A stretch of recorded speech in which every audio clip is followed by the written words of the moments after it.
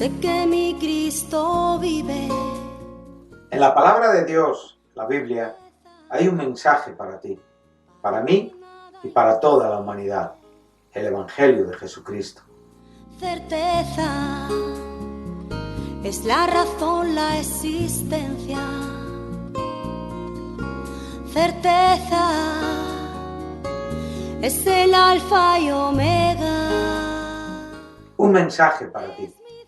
Todas las semanas, en este canal de radiodifusión cristiana, Luz a las Naciones, un estudio expositivo de la palabra de Dios, edificando sobre el verdadero fundamento de los apóstoles y profetas, siendo la principal piedra del ángulo Jesucristo mismo.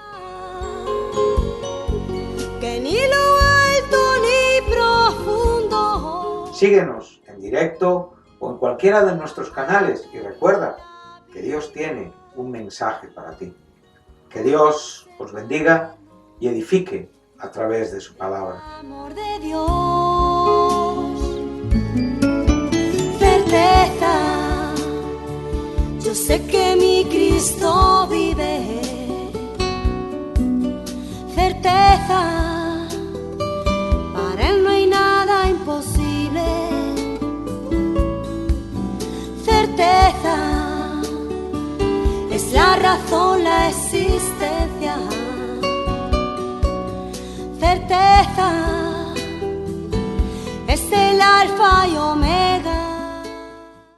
Es un placer saludar de nuevo a los oyentes de Radio Luz a las Naciones en nuestro apartado, en nuestro programa de estudio bíblico titulado Un mensaje para ti.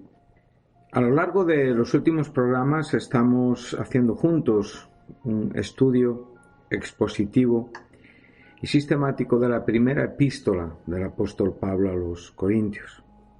Venimos juntos avanzando a través de los capítulos y los versículos de esta preciosa y maravillosa carta que tanto tiene que decirnos a los cristianos hoy y a la iglesia de hoy. Esta carta que es conocida como la primera de las mayores, juntamente con Segunda de Corintios y Romanos. Esta carta que fue la primera escrita de ellas aproximadamente en el año 55 después de Cristo desde Éfeso en su tercer viaje misionero por el gran apóstol, y una iglesia que fue establecida por Pablo en su segundo viaje misionero.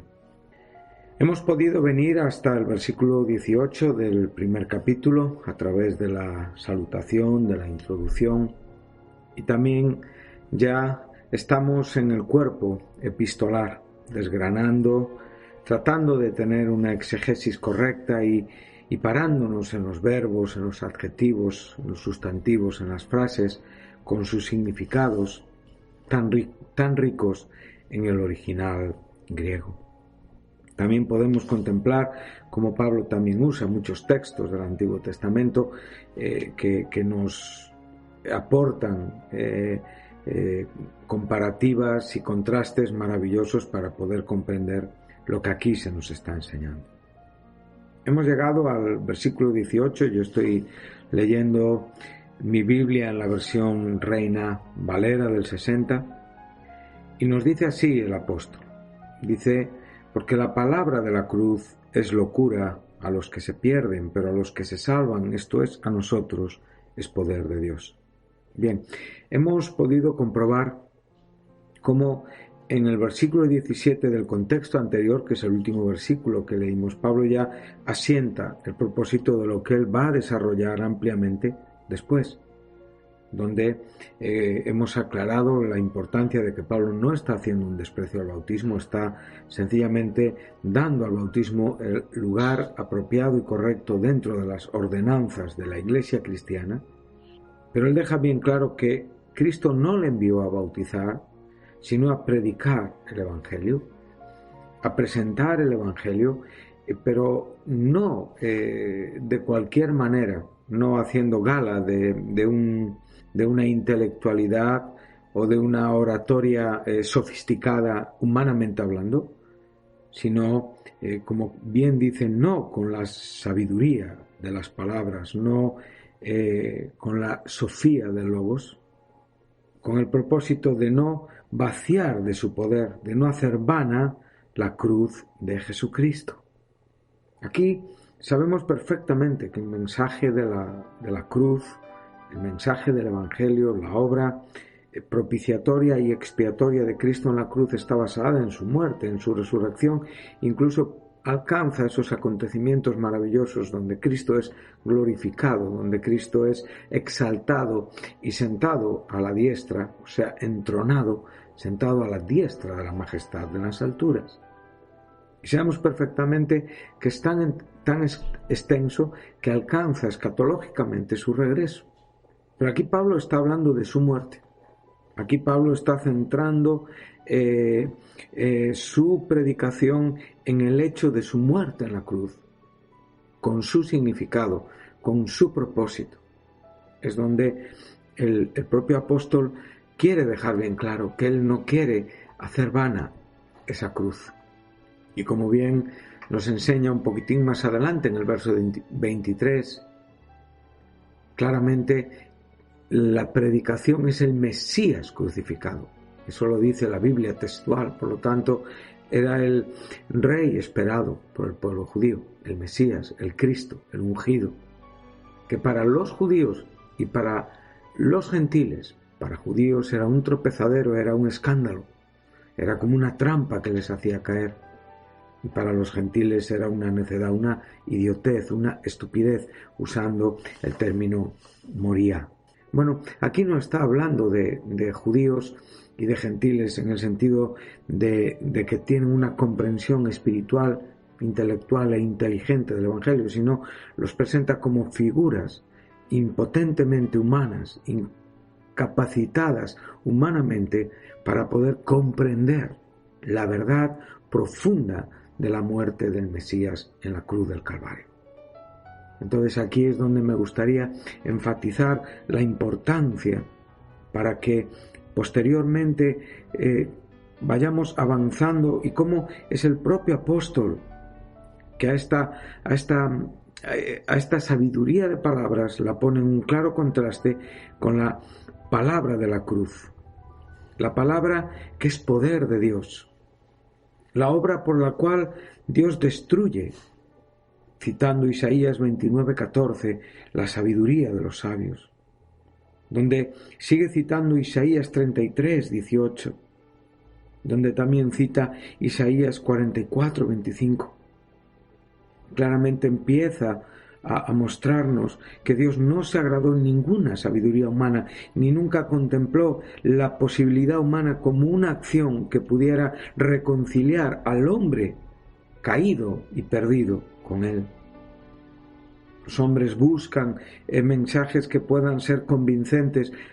Actualmente podemos ver claramente cómo los hombres abrazan cualquier tipo de verdad, de doctrina, aún más extravagantes que la sencilla palabra de la cruz.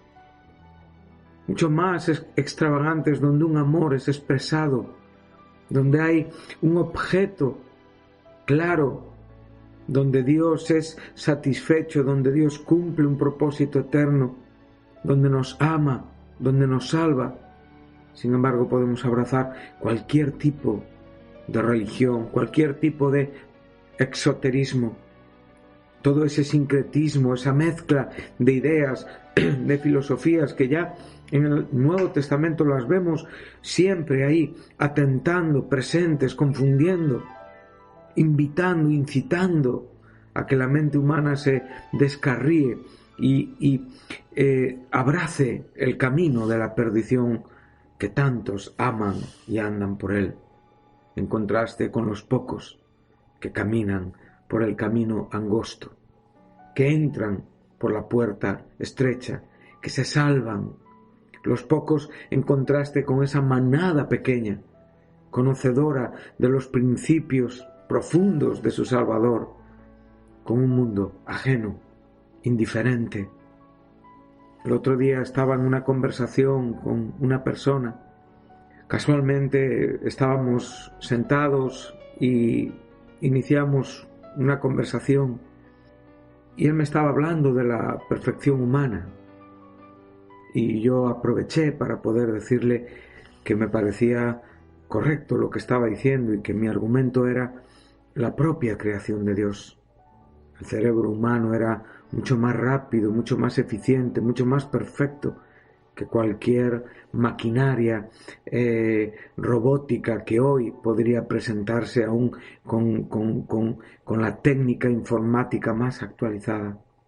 Es verdad que en los últimos 40 años la ciencia ha avanzado prodigiosamente, ha sido un salto cualitativo y cuantitativo espectacular, pero no ha podido ni acercarse un poquito a la perfección de un cerebro humano. Es más, la ciencia no ha llegado a comprender los mecanismos del cerebro de una manera perfecta. El cerebro en algunos casos es un gran desconocido para la ciencia. Este hombre me decía que realmente él aceptaba y que posiblemente el hombre había tenido ciertas evoluciones, y yo le dije, no, Darwin claramente nos enseñó que la evolución, aún esforzándonos en poder aceptar las diferentes adaptaciones, donde los animales, donde los hombres fueron variando para poder adaptar su vida a la tierra, nos deja un hueco, nos deja un vacío que es en su comienzo. En la teoría de las especies, claramente nos enseña que Darwin, alguien que viene de una enseñanza de fe cristiana, que abraza una postura totalmente científica y atea, tratando de desplazar a Dios de la conexión con su creación, reconoció al fin de su vida que no tenía una respuesta. Entonces le dije, no, yo creo en una creación. No puedo aceptar la evolución, no puedo aceptar los millones y millones de años, no puedo aceptar que el hombre llegó a ser hombre en evolución, que el mono ha venido trayendo a lo largo de la historia, y hemos pasado del Homo sapiens, del Homo erectus, al hombre actual. Le dije, no, el hombre fue creado perfectamente. Y ahí es donde le mencioné la Biblia. Entonces este hombre me dice, pero bien, yo creo en Dios, pero no creo la Biblia. Usted tampoco cree la totalidad de la Biblia. Yo he leído el Antiguo Testamento y me parecen auténticos disparates, y he leído el Nuevo Testamento y me es más fácil comprenderlo, pero aún así no puedo aceptarlo todo. Y yo le dije, no, yo sí creo en la literalidad de la Biblia, creo en la inerrancia de la Biblia, creo en la infalibilidad de la Biblia, creo en la inspiración de la Biblia, creo en la perfección de la Biblia, y creo que en la Biblia podemos comprender la historia verdadera de la raza humana, y ahí podemos ver la perfección del hombre cuando fue creado y la ruina que el pecado trajo cuando el hombre desobedeció. Y como hoy podemos, a la luz de la palabra de Dios, entender este mundo y sentirnos tan dichosos, tan bienaventurados, y a la vez tener un corazón intercesor y deseoso de alcanzar vidas para el reino de Dios que puedan venir a la salvación. Este es el asunto más importante. Este era el gran debate que el apóstol Pablo tenía con estos sabios humanos de Corinto. Habían escuchado el Evangelio y supongo que no todos los creyentes de esta iglesia lo estaban maltratando, pero sí puedo ver que había un gran sector que estaba confundiendo la verdad intrínseca, o sea, aquello que es la sustancia del Evangelio, que es el hecho de la muerte del Mesías en la cruz. Eso es algo maravilloso. Y ahí es donde se nos enseña que la acción, el producto de la humana naturaleza, claramente está en un claro contraste y contradicción con la palabra de la cruz, y que la humana naturaleza con su sabiduría hace vana, vacía del poder, la obra donde hemos sido perdonados de nuestros pecados. Es maravilloso comprender y aceptar que no fue la comprensión humana la que nos explicó nuestra condición sin Cristo, que realmente necesitamos de la intervención de la luz divina para iluminarnos. La salvación es un misterio, la Iglesia es un misterio, el Evangelio aclara un misterio que está escondido desde antes de los siglos. Cuando nosotros vamos un poquito más adelante en este texto que estamos estudiando y llegamos al capítulo 2 y vemos cómo se nos cita Isaías 64:4, donde antes, como está escrito, cosa que ojo no vio, ni oído yo, ni han subido en corazón de hombre, son las que Dios ha preparado para los que le aman. Estas verdades dispuestas, habladas 700 años antes por el profeta Isaías, pero no aclaradas positivamente como el Evangelio, las aclaró con la presencia de la Iglesia, la predicación del Evangelio como consecuencia inmediata de la humanización de Dios en la persona de Cristo, de su ministerio, de su muerte, de su resurrección y de su ascensión, glorificación y entronización a la diestra del Padre. Y sólo como consecuencia del cumplimiento de todo lo dicho por los hombres que vivieron antes de Jesús, Dios ha preparado, fueron verdades que los hombres del Antiguo Testamento, aún los más antiguos, los padres, Abraham, Isaac, Jacob, Moisés, David, Samuel, Salomón, cada profeta, pudieron ver un futuro de gloria. Pudieron ver, como bien nos enseña el apóstol Pedro, cuando leemos en la primera epístola, en el capítulo 11, hablando de estas personas, dice, ellos escudriñaron, hablando de esta salvación, que los profetas profetizaron, destinada a la Iglesia, a nosotros, y aún guiados por el propio Espíritu de Cristo, claramente podían ver los sufrimientos. El Mesías sufriente está claramente expuesto en el Antiguo Testamento, Isaías 53. Las glorias que vendrían tras ese sufrimiento está claramente expuesto el propio Isaías en los capítulos 65 y 66, nos lo describe, entre otros. Pero vuelvo a repetir, pero no con la claridad, el orden, la perfección que lo tenemos en el Nuevo Testamento. Y claramente no se les reveló para ellos mismos, sino su administración era para nosotros, para aquellos que nos ha sido predicado el Evangelio por el Espíritu Santo enviado del cielo, cosas que anhelan, o sea, mirar. Ahí tenemos la expresión paracupto, que quiere ver, que están inclinados, asombrados, mirando la grandeza de esta sabiduría de Dios. Entonces podemos ver que Dios nos las reveló a nosotros por el Espíritu. ¿Qué cosas? Hay veces que muchas personas exponen en una manera equivocada o quieren estirar, quieren hacer un significado acomodado a la propia conveniencia, como que son cosas que están por venir. Claro, todo lo que no hemos vivido es futuro, y todo lo que está dentro de un futuro en cierta manera es desconocido por nosotros. No sabemos las cosas de dentro de una hora o de dentro de un día, no sabemos qué nos va a acontecer. Pero aquí no se está refiriendo a estas cosas. Aquí se está refiriendo a las cosas que ojo no vio, ni oído yo, son las que el Evangelio nos anunció por medio de la predicación ungida, respaldada, iluminada, expuesta, aclarada por el Espíritu Santo.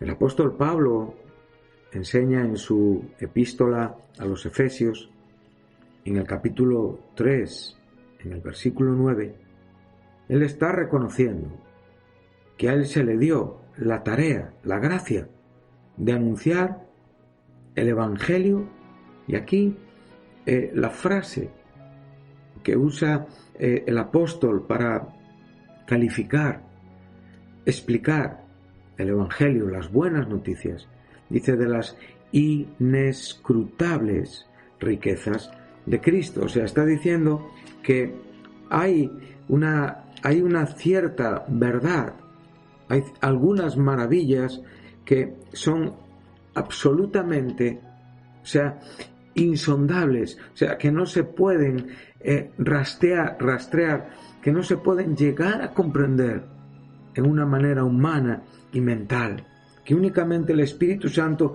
nos puede llevar a través de esta verdad. Y aquí es donde podemos comprender la grandeza de estas riquezas. ¿Y cuáles son las riquezas de Cristo? Es toda la gloria de Dios compartida a través de la obra propiciatoria y expiatoria de Cristo con aquellos que la abrazamos, con aquellos que la recibimos. Me llena de ánimo y con esto creo que a veces que en cierta manera pudiéramos sentirnos tan agradecidos a Dios por todo lo que Él nos ofrece, por todo lo que Él nos da, y que no tratemos humanamente de poder comprender lo que ha comenzado en un milagro, lo que ha comenzado bajo la unción de Dios, lo que ha comenzado bajo la dirección de Dios, lo que ha sido un don que ha venido a nosotros cuando estábamos muertos en nuestros delitos y en nuestros pecados. Que podamos reconocer, a sentir la grandeza, la profundidad de las inescrutables riquezas del Evangelio de Jesucristo. Esos caminos tan insondables, esos misterios que nos llenan de admiración. Pero a veces, como digo, solemos hacer todo lo contrario. Que tratamos de explicarlo humanamente, tratamos de comprenderlo humanamente, lo reducimos ya a un sentido común, a una normalidad explicativa sin más, y eso en muchos casos daña la verdad de lo profundo de esas riquezas explicativas de Dios. Esto mismo nos enseña Pablo cuando llega al verso 33 del capítulo 11 de los Romanos. Dice: oh profundidad de las riquezas de la sabiduría y de la ciencia de Dios, claramente refiriéndose a aquello que le corresponde únicamente a Él.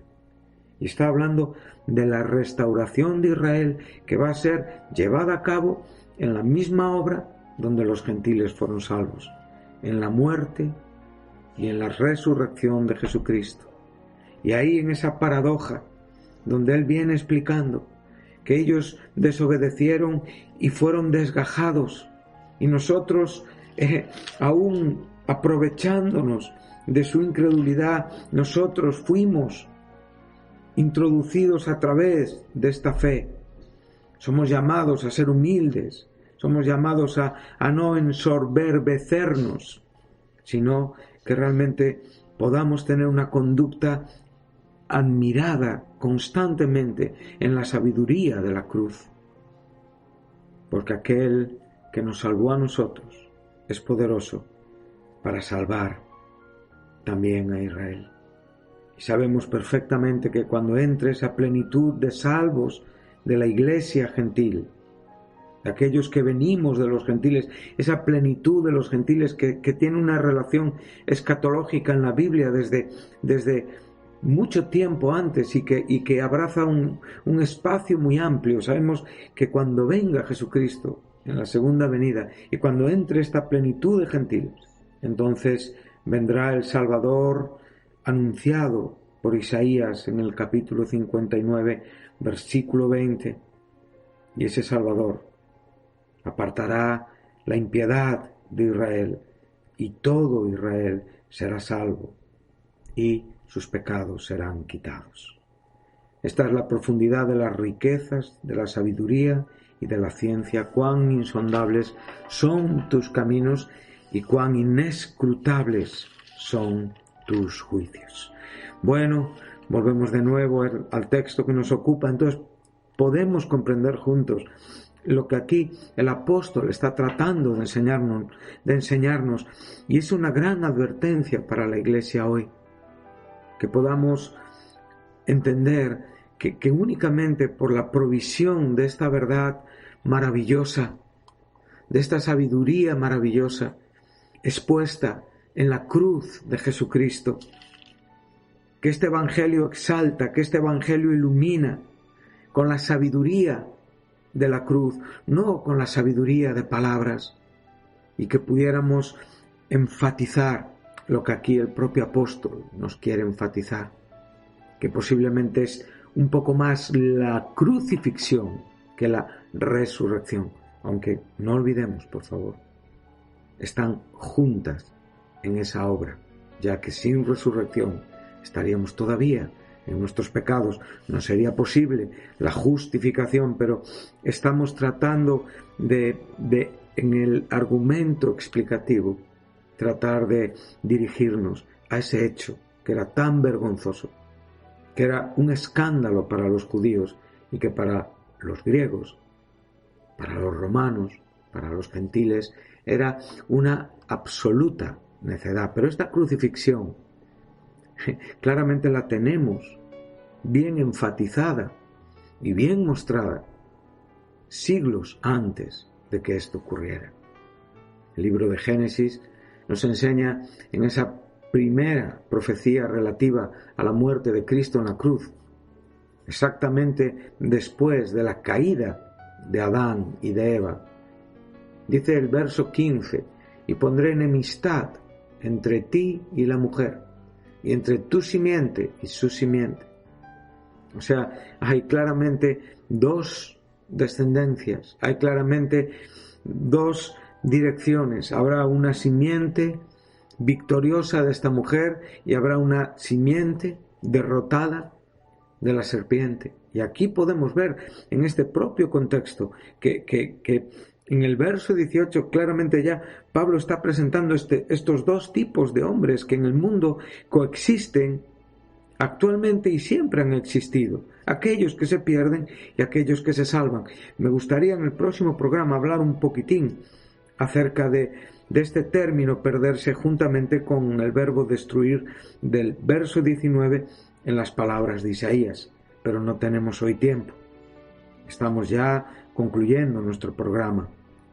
Entonces, lo que podemos ver es que aquí estos que se pierden y estos que se salvan, manifiestan dos tipos de personas: unos que viven en Cristo y otros que no viven en Cristo. Por lo tanto, al no vivir en Cristo están expuestos a la condenación eterna, ya que el cristianismo no cree en la aniquilación de la vida. El alma no muere y deja de existir, como enseñan algunas sectas y algunas religiones de apariencia cristiana, que a sí mismas se llaman cristianas. El hombre ha sido creado eterno y en esta condición vivirá, o en una condición de gloria o en una condición de condenación. Entonces es aquí donde el propio apóstol dice: Él aplastará tu cabeza. Y ahí en la Biblia textual está refiriéndose a Cristo. O sea, observa las palabras, cuando la leemos en la Reina Valera, a veces las frases tienen ciertas variaciones que en muchos casos, cuando comparamos versiones, nos enriquecen un poquitín más, ¿no? Dice, la simiente aquí dice: esta te herirá en la cabeza y tú le herirás en el calcañar. O sea, es como algo simultáneo, ¿no? En el momento en el que se produce el daño, ¿sí? En el calcañar de la simiente de la mujer, que claramente está tipificando el pecado, la desobediencia introducida por la tentación de Satanás, el daño que Satanás hizo en la descendencia humana, a la vez hay una actuación de la simiente de la mujer, que es esta te herirá. Sin embargo, cuando podemos ver en el textual, tenemos una expresión que tiene un pronombre en masculino, y es muy interesante todo esto. Entonces, él aplastará tu cabeza, y aquí está refiriéndose a la obra que Cristo llevó a cabo en la cruz del Calvario, muriendo por todos los seres humanos, cumpliendo con las exigencias legales y santas del Dios Padre y dándonos la sabiduría de la cruz manifestada y evidenciada en la salvación de nuestra alma. O sea, Él aplastará tu cabeza cuando tú hieras su calcañar.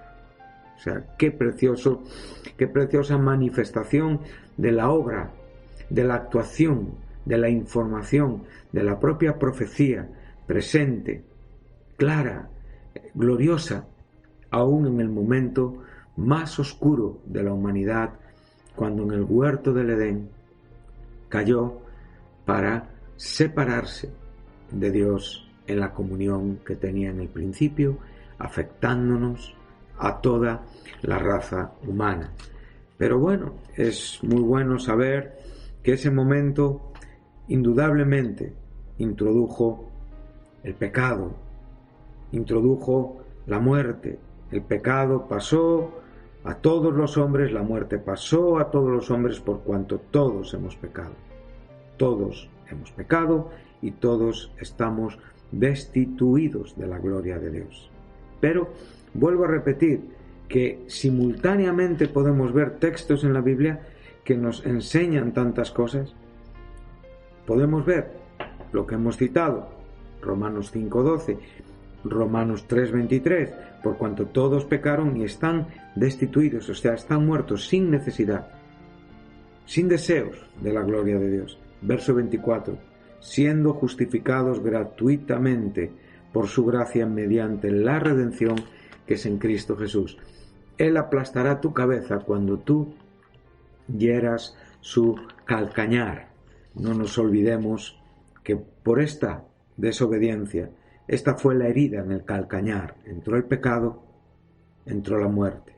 Todos pecamos, todos hemos muerto. Pero ahora podemos ver un poquito más adelante. Qué preciosa verdad. Dice, pero sí por la transgresión de uno solo, la desobediencia de uno solo, reinó la muerte, Adán. Mucho más reinarán en vida por uno solo, Jesucristo, los que reciben la abundancia de la gracia y el don de la justicia. Esta es la herida en la cabeza. Es la justificación que hemos mencionado antes gratuitamente a través de la fe en la obra de Jesucristo. Por lo tanto, la obediencia de Cristo salvó a la raza humana perdida, no en una forma inmediata y universal, sino llevando a cabo una obra que es manifestada a través de la predicación del Evangelio y que tiene que ser recibida en los corazones para que esta verdad sea aplicada con sus santas consecuencias, que es la salvación eterna de nuestras almas. Bueno, pues les espero en el próximo programa. Les deseo una muy buena semana, que Dios les bendiga y que reflexionemos sobre la sabiduría de la cruz, sobre la palabra de la cruz. Que Dios les bendiga.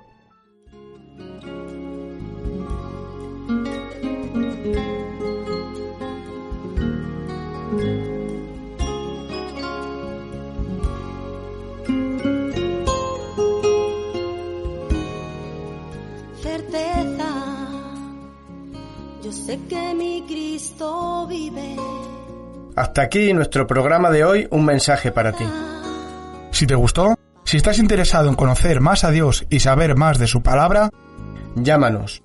968-117-107 es el teléfono de Radio Luz a las Naciones.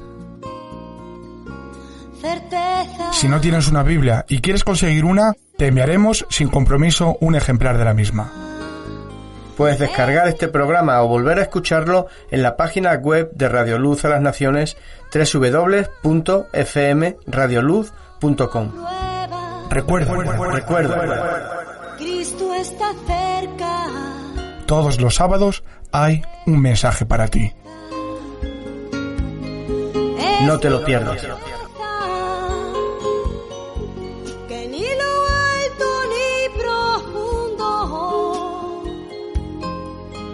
ni la muerte ni la vida podrán separar.